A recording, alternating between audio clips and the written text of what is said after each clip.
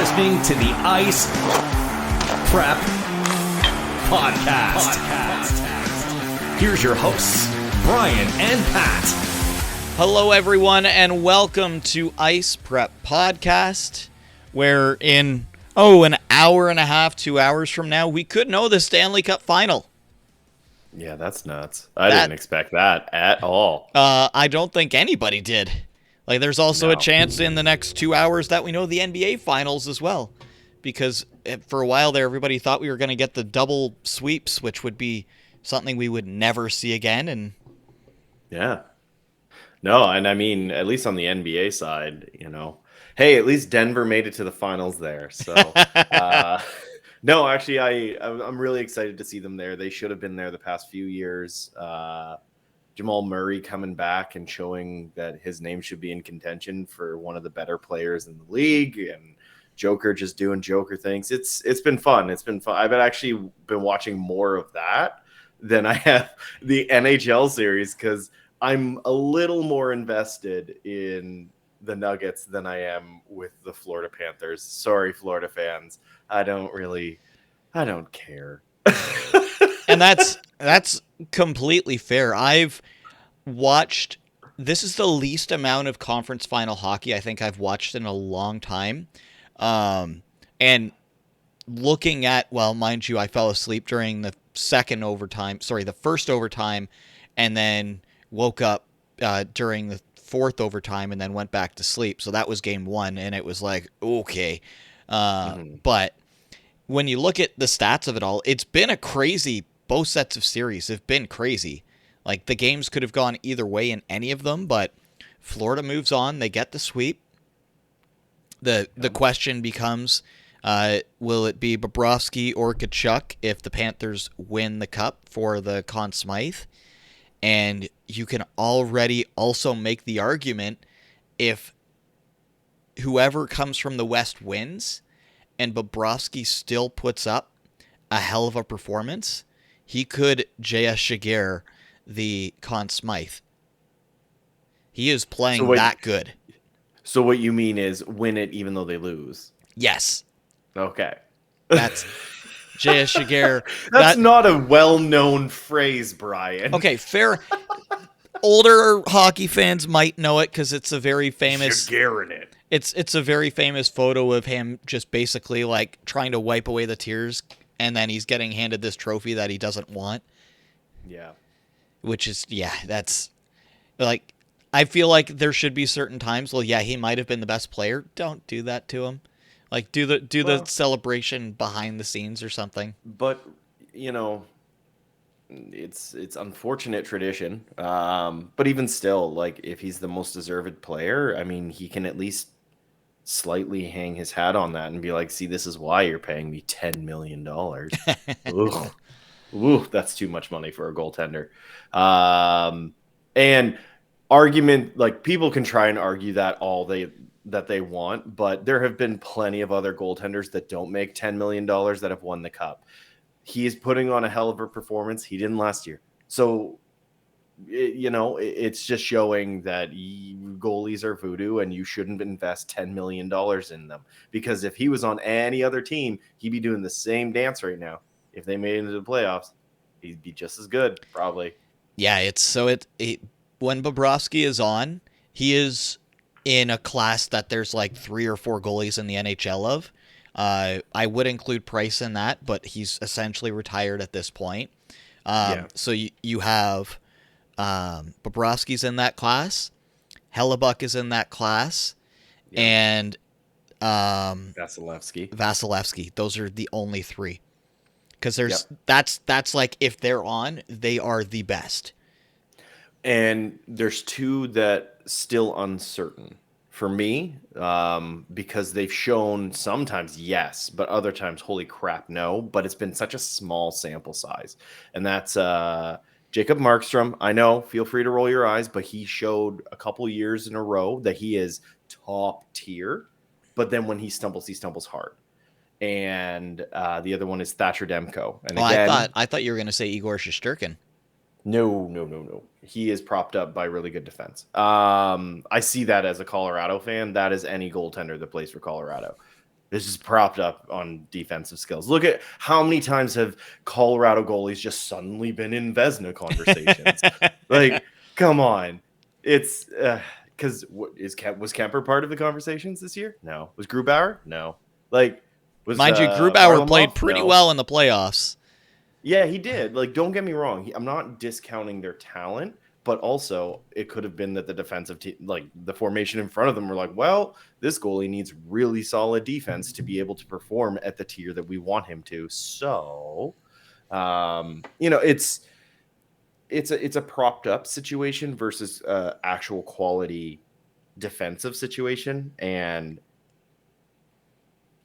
sorry, my brain just fully stopped there for a second. I completely disappeared. No, it's you've got goaltenders that are playing out of their mind good, and it doesn't matter what's happening on the ice. But then you have other goaltenders that rely heavily on the defensive team to shut down any of the high danger chances. So Bobrovsky at first was kind of suffering from that, was benefiting from the shutdown of high danger chances. You could definitely see a lot of that in the Boston series. There was a couple breakaways, a couple 2-on-1s that he had to really stand on his head. But other than that, every shot was like clear. You could see it, low traffic. Like, they did a good job. Then it got more on him just playing right. And then it was almost like the Leaf series was a warm-up for him to just get to Carolina, because my big thing, I said it, and I'll admit I was completely wrong, because I said Carolina was going to take that series in 4 or 5 games because they play from the point, they shoot the puck in, and they get rebounds. What did Bobrovsky dominate on? He wasn't giving up rebounds, and if he was, they were going to places that Carolina couldn't do anything with. So somebody or he realized, okay, this is how Carolina plays. You have to adjust your style slightly, and he did. And like every single game, he was the best player on the ice at any time. And not discounting Matthew Tkachuk, who had 3 game-winning goals and then assist on the other game-winning goal. That's nuts. Like, unbelievable. And we know it as London Knights fans that that's what he's like in big game situations. He comes up and he scores goals. He scored the Memorial Cup overtime game-winning goal from Mitch Marner. Like, he's the what is it, assistant captain? Yeah, Clutch, I guess, or alternate captain Clutch. That's his new title, because And I sent it to you earlier, and I couldn't find it to bring it up. But if I remember correctly, just in this one playoff, like, time with the Panthers, he is tied for 3rd all time in Panthers playoff points already.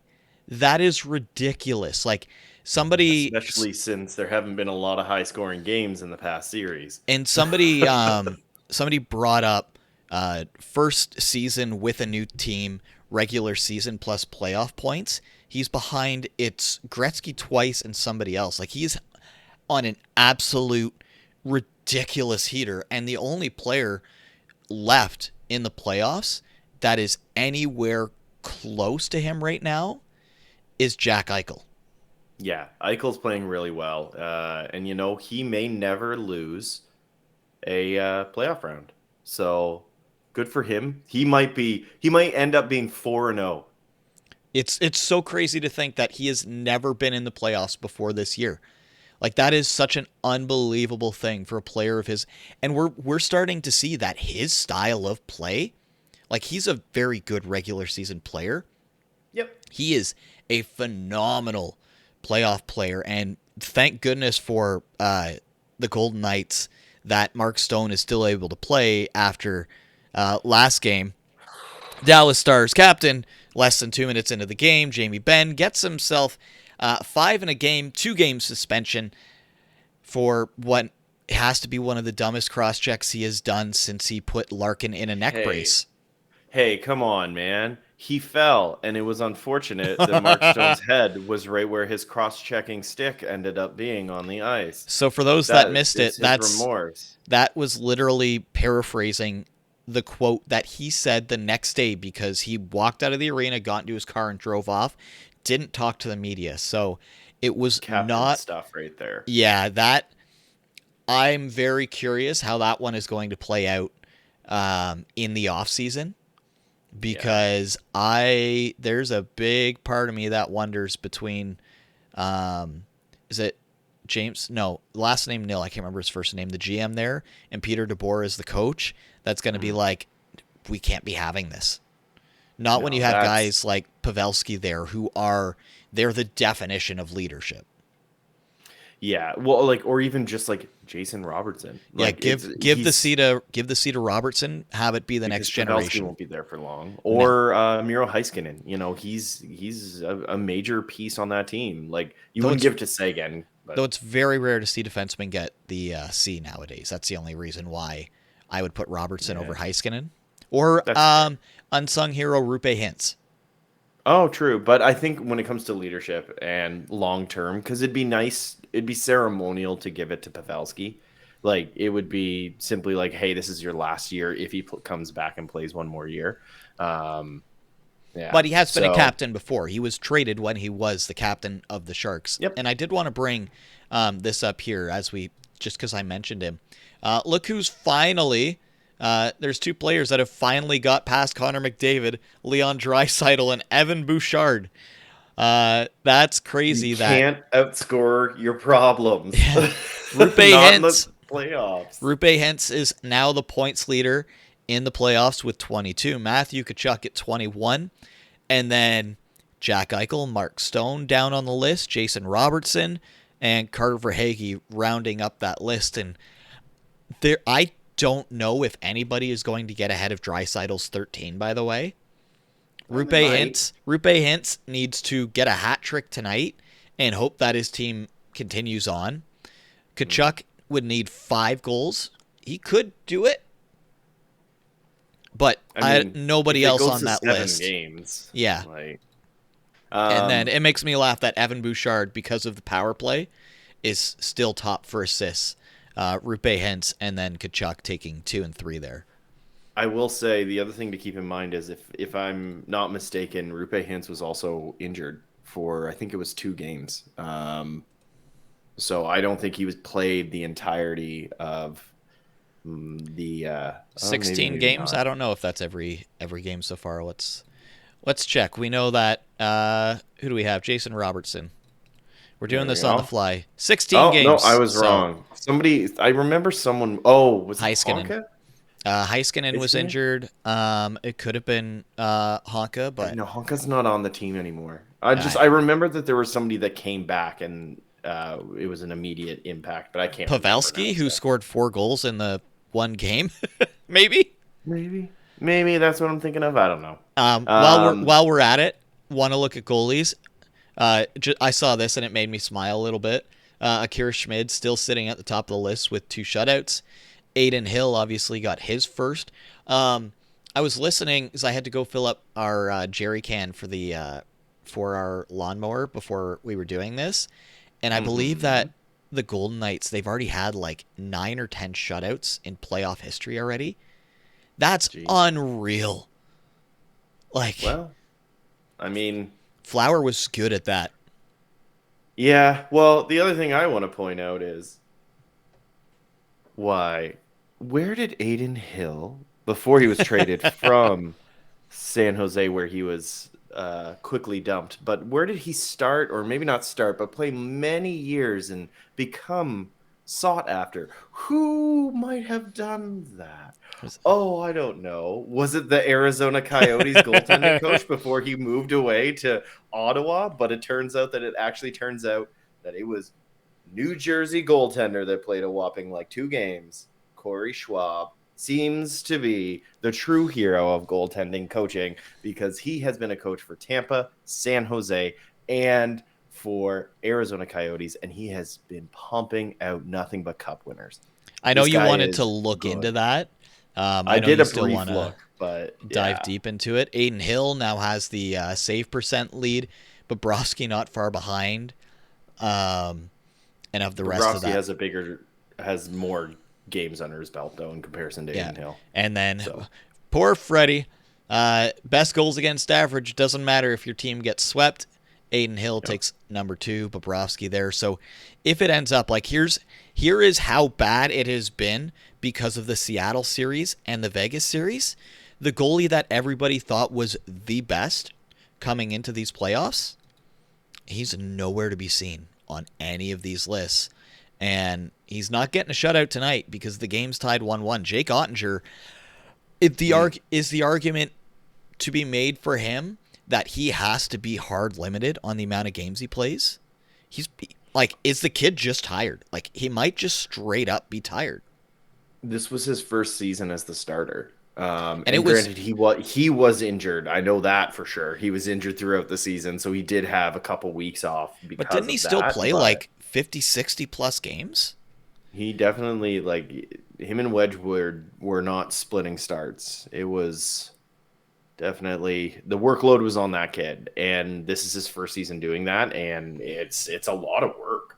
The one thing I do want to say, though, and I saw someone point this out, and it made me feel really good inside, and I hope it makes you feel good inside, too. Who would you rather draft from the 2016 NHL entry draft? Would you be like Vancouver and choose Olli Juolevi, or would you be like Calgary and choose Matthew Tkachuk? That has been all over the internet the last few days. It was like, sorry, Vancouver, you picked the wrong London night. Like, or Edmonton, would you prefer Jesse Puljujarvi or Matthew Tkachuk? Columbus, even, would you prefer Pierre-Luc Dubois or Matthew Tkachuk? Patrick Laine or Matthew Tkachuk? I think all of these people made the worst choices. The only one that's like at the moment semi like either way is Austin Matthews at number 1 or Matthew Tkachuk. I think that I would have, knowing where they are right now, if you had the being able to look 7 years into the future and seeing where they are right now, I would probably be unsure if I would choose Matthews over Tkachuk at this point. Right now, if you're an expansion team coming into the league and you're allowed to take a player, any player from any team from that draft as your leader, you're taking Matthew Tkachuk. You're looking at Matthews going, yeah, you might put up 60 goals. That guy, Matthew Tkachuk, does everything. And I think he was so overlooked because it was like, okay, he's just the bigger guy in junior. He can't do that at the NHL. No. Yeah, he does. And as much as every team in that draft is kicking themselves, there should be 30 other GMs and teams in this league pissed off that they didn't call Calgary being like, you know what? We will trade you some superstars that are a little bit older for Matthew Tkachuk. Every other team had that chance and that choice. Mm-hmm. So Florida they're doing something crazy down there. It could all obviously fall flat. I made the comparison that they are on the exact same trajectory. Obviously, they have a little bit better, like a smidge better of a team than the Habs during the one bubble season, because the Habs, what they do, came back from being down 3-1 in the first round to win that series. On their way to the Cup final, they swept a team that it was very unexpected that they would sweep.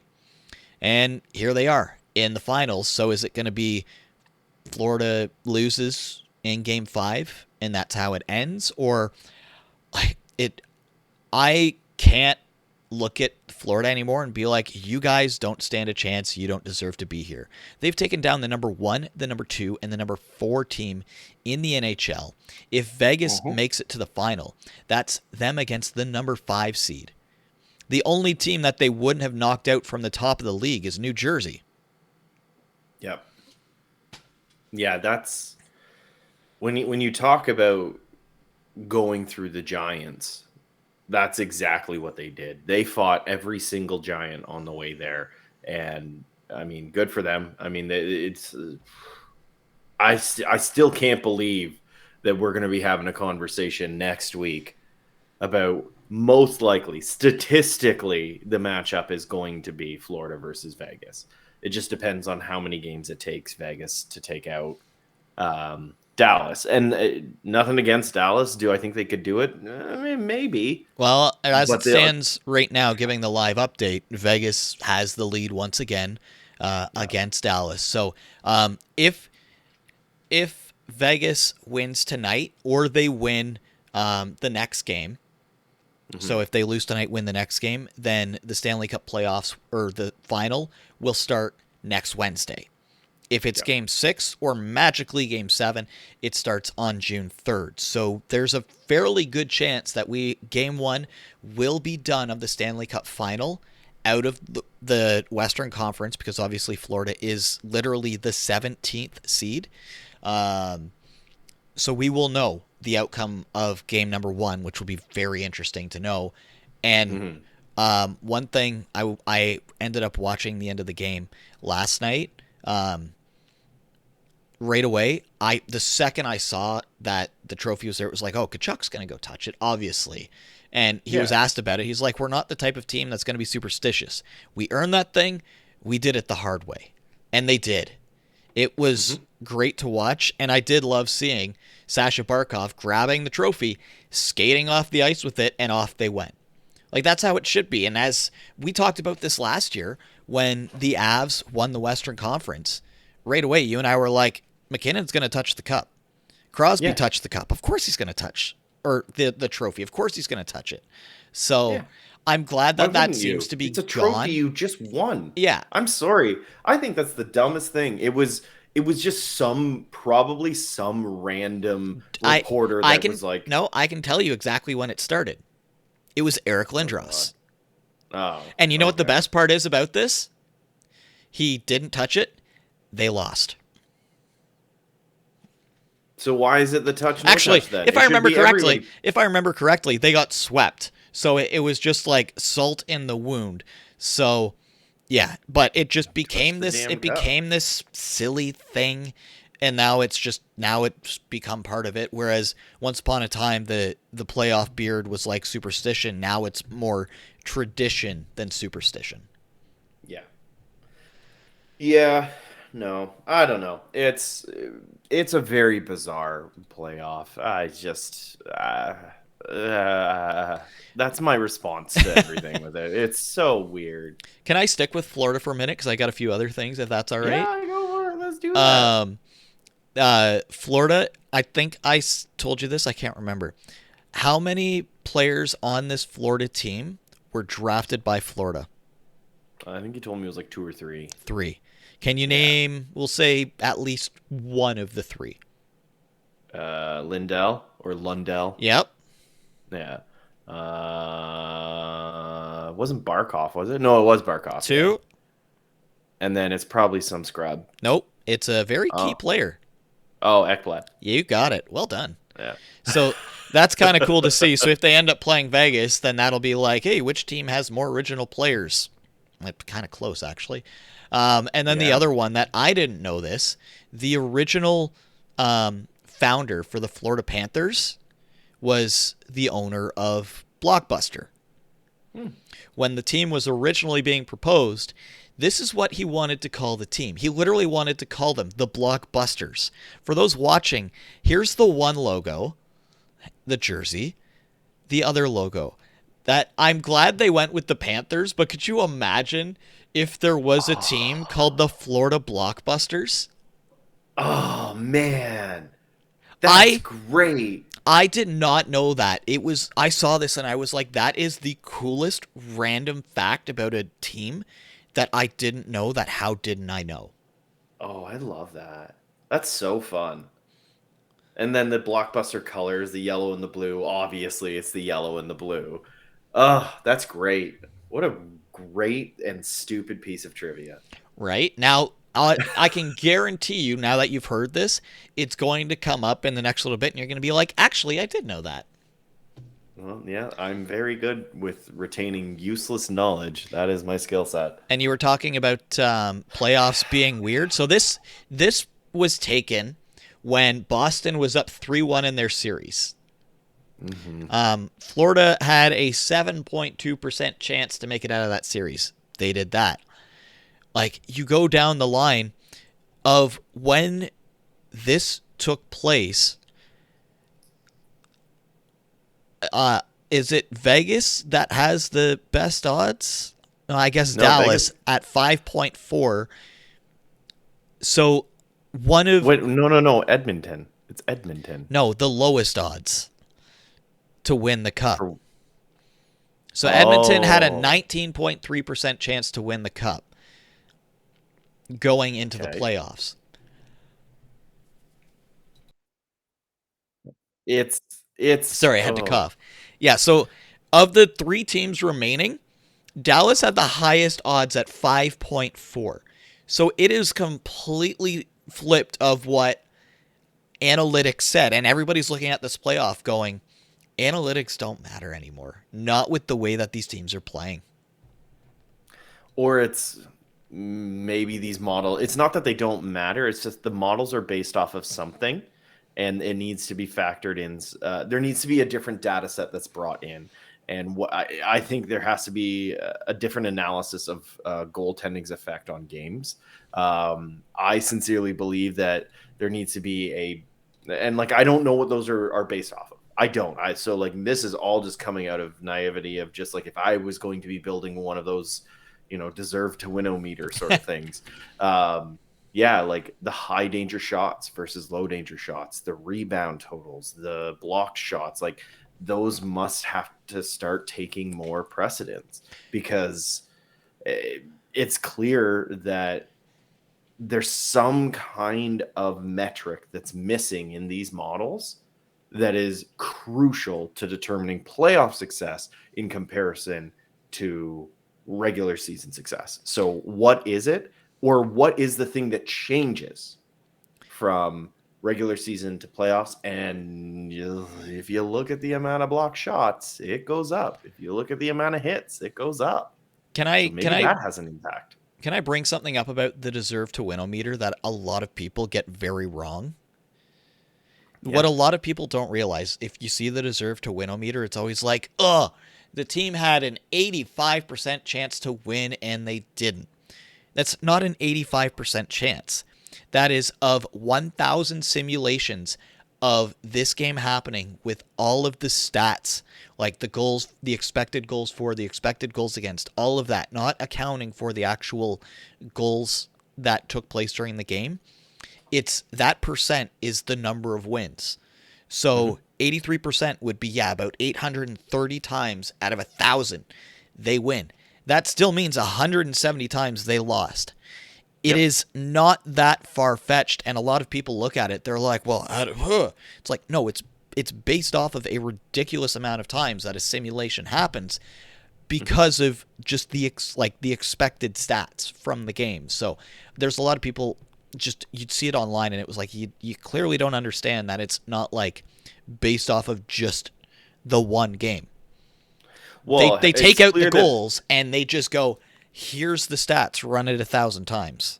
yeah, and it's clear that they just didn't watch Deadliest Warrior on Spike TV, where they would test weapons and then do which would win. And boy, the amount of arguments that I would get into with my friends, where I'd be like, "You guys are wrong, and that data model is wrong." It okay. Wow, that was a blast from the past, and it is the like most accurate early like 2010s example you could possibly pick. Yeah, because they would run a simulation based off of the damage and the impact and which weapon was more dangerous out of like a knight versus a samurai or a ninja. And they would just do the comparison of the two and then run the simulation. It would say, 250 times the ninja would win and the knight would win 750 times because, of course, he did. So, you know, But at the end of the day, simulations don't matter because it's a one game. So, yeah, like the deserve to win-o-meter is great, but it's fun. it's a fun thing to see. But at the end of the day, if you are basing your team's success or failure on that, I'm sorry, you're a dumb fan. Yeah. I mean, it's a fun thing, and it's based off of historical data, not about predictive It's predictive data based off of historical stats, which is important and really, really necessary, and like what generally just drives machine learning and AI. But at the end of the day, there are going to be gaps within it. And especially when it's the user, like it is a person, it is Money Puck putting money in, or putting data sets and pulling stats themselves and putting it into this machine that outputs that number. They might be missing a crucial stat, or one of the stats might be overinflated because of X, Y, and Z. There's so many variables to it. So that's why it's good to see, because it's like, this is a good idea of what should have happened. All right, when you watch the game, usually it does look like the other team that dominates the game deserves to win the game. And sometimes it's like, they deserve to win that game, but sometimes the puck doesn't bounce your way. Sometimes you get goalied. Sometimes the other team plays like the Florida Panthers, and they don't care if you have the puck because they're going to steal it and score, which is a great thing for the deserve to win-o-meter to be like, you had 80% possession. You should win this game. And Florida's like, bet. Yeah, we'll take 4 shots and score 3 goals to your 14 shots and 1 goal. I am fairly certain that Florida was like the lowest shot in every single game against Carolina. They might have been the lowest shot count in every game against the Leafs as well. Like they play last game they weren't, but still they play a very lean game. They play, when they get chances, they take advantage of them and they hurt you, and that's it. Whereas other teams, they get the puck and they dump it in. They use it as a time for a line change. Florida pushes themselves every single time. You watch when they strip a puck, they don't care how gassed they are. They're going for it. Carolina outshot Florida by 15 shots. Ah, there you go. Now, if I could easily go back to the other games on this, that would make my life a lot easier. But yeah, if I'm not mistaken, I'm fairly certain that of their last 9 games, they've been outshot in at least 8 of 9. But it doesn't matter. That's their style of hockey, is like, you take the puck because we're going to take it and go the other way. Yeah. You give us any chance to score, we're going to score. And on the deserve to win-o-meter, that shows up as a negative. Yeah, it really does. And then I guess there's another series going on, which is Vegas and Dallas, because we've talked very little about them. That's just, I don't know. That's just sloppy play by Dallas. They don't deserve. They don't deserve to win a meter. But yeah, right. I had to point the correct way, which is towards my fireplace. Oh, right, because it's mirrored. But yeah, it's just like Vegas has just played a good game. I know that obviously there's a lot of heat against them right now with everything that happened in the series against Edmonton, and I understand. Yes, absolutely, there is just cause for that. But Vegas is the better team out of this matchup. Going in, I thought Dallas was hands down the better team. As soon as the first period ended, I was like, oh no, I'm wrong. I'm very, very, very wrong. They are solid. They are crafted well. Eichel slots in perfectly. If you shut him down, then you've got weapons that, like, you've got William Karlsson, who was a 40-goal scorer on the inaugural season of the Vegas Golden Knights. You got Jonathan Marchessault, who is their current points leader, and he's not even in their top friggin' line. Like, it's just, like, when I say top points leader, it's like franchise leader. Yeah, he is a franchise leader at this point in time. I have a feeling Eichel's going to take that. And Vegas, whoever they have for their goalie coaching is doing very, very well, because they've had to do the rotating door of goalies this season again. It's been a while since we've seen a team have this many goaltender problems, but they did the smart move. They picked up Aiden Hill for like a 4th, I think, from San Jose. I can't remember, but that is looking like Brilliant. One of the smartest plays. Yep. So, Brossoit, he goes down. He's hurt. Leonard, he's out for the entire season. Thompson, he gets hurt as well, and pretty much his entire season is done. So they're on their 3rd string goaltender, technically 4th if you count Leonard. And he's showing that he is going to earn himself a pretty good contract the next time that he needs to resign, which I think might be next year. So just very smart moves from the GM to finally craft this team to keep it healthy enough, goaltending aside, to be able to get this far. So kudos to them and to really show that, like, when it comes to the desert, they are the knights, I suppose. They are the kings of it all. Because you got Texas and Arizona and you got Vegas. So there you go. By the way, I went back and looked. I am so close to being right because in one of the games against the Leafs, the shots were tied 25-25. Other than that, they only had one game where they had more. Even in the game where there was 125 shots, they were still outshot. Right. So their style, they don't care. Nope. It's so crazy to look back, and even like just looking through at simple stats, they are destroyed in the faceoff dot. They don't care.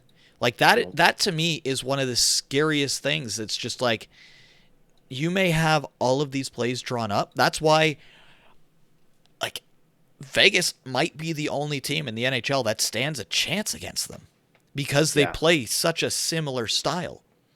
Yeah.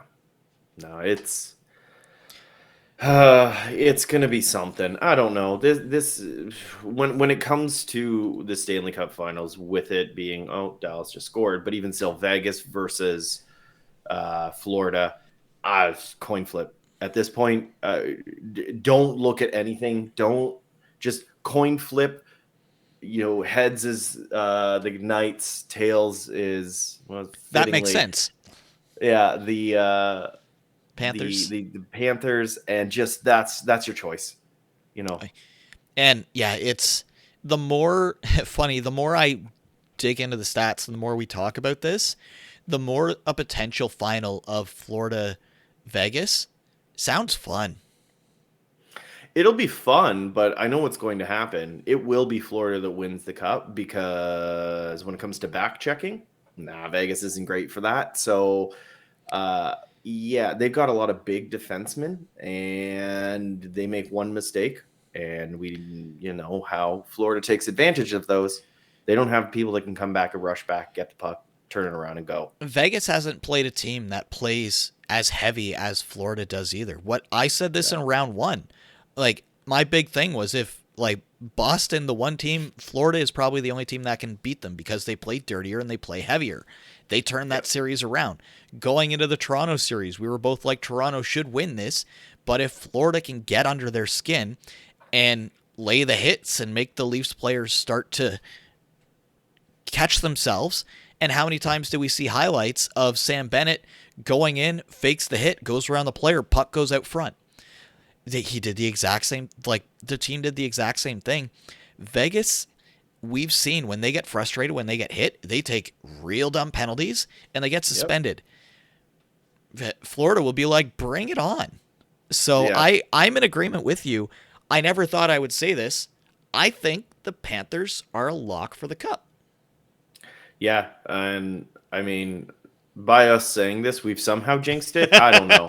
Like I've said, it is a full-blown coin flip. If I had a coin in here, I would flip a coin right now, and that would be my friggin' pick for this. The only thing I can flip is my phone or a RAM stick. Oh, well, no. How about this? Here's an easier way to do it. I'm going to ask my phone to do it for me. So this is riveting podcast moments for everybody that's listening. So I'm going to now shout at my phone, flip a coin. Now remember, Golden Knights are heads, Panthers are tails. And it has come up saying heads. So apparently my pick is Golden Knights to win. So neat. That's what I'm going with. 100%. And you know what? That actually makes sense that they're that one as well because their logo is a helmet, so a head. Perfect. There you go. So all we had to do at the start of the playoffs was look at a coin and be like, okay, heads, so it has to be either LA or Vegas, and tails means it has to be Florida or no one. Why do we I mean, I got to tell you, Edmonton, like people that work on oil rigs are notoriously headless. So, um,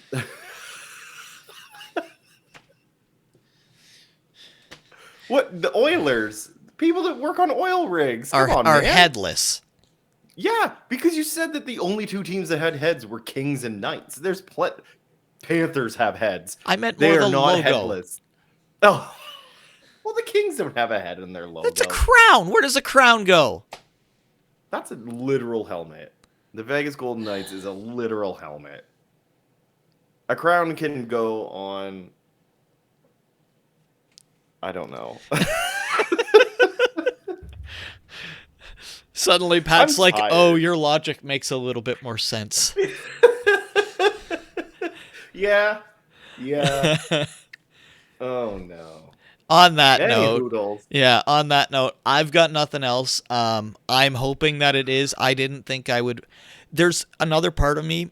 I said this last year, and I've said this year. I didn't want a team to win the cup who has won it in the last 10 years. And immediately I apologize. It's like, sorry, Colorado, I don't want to see your team do that. So the fact that there's the chance that it's two teams who have never won, I like that. If Dallas does somehow do the impossible, I hope that it's Game 7, they score the game-winning goal, and it gets called back for goaltender interference because a player's skate is in the blue and they touch the goalie, and it's justice for Buffalo Sabres fans everywhere. No. I want it to be, you know what I want? I want that exact same situation, but there is clear and evident goaltender interference, but it doesn't get turned over. Because then we get to experience 3 unique riots on one day. Fair enough. Right? Pat decided to take Team Chaos and just become its new leader with that claim. So, I think that's it for this episode. We will talk again. We will either be after Game 1 of the Stanley Cup Final, or it will be a day or two after. So it'll either be talking about Game 1 a little bit or looking ahead to the series. So looking forward to that one. Anything you want to add, Pat, before we sign off here? Nothing really comes to mind. Screw you, Andrew Shaw. That was terrible. Just in general, I'm not going to dive into it because screw him. You had all the opportunity in the world to do the right thing, and you decided to not only not do the right thing, you decided to dig a hole so deep that you've completely ruined your entire career, one can hope. But on top of that, just, be good, be kind, be nice. Don't be Andrew Shaw. Exactly. Don't be stupid like that. Come on now. Stupid is putting it way too lightly. Let's be honest. Yeah, trust me, I'm not allowed to say what I want to say. On that note, bye everybody. Bye.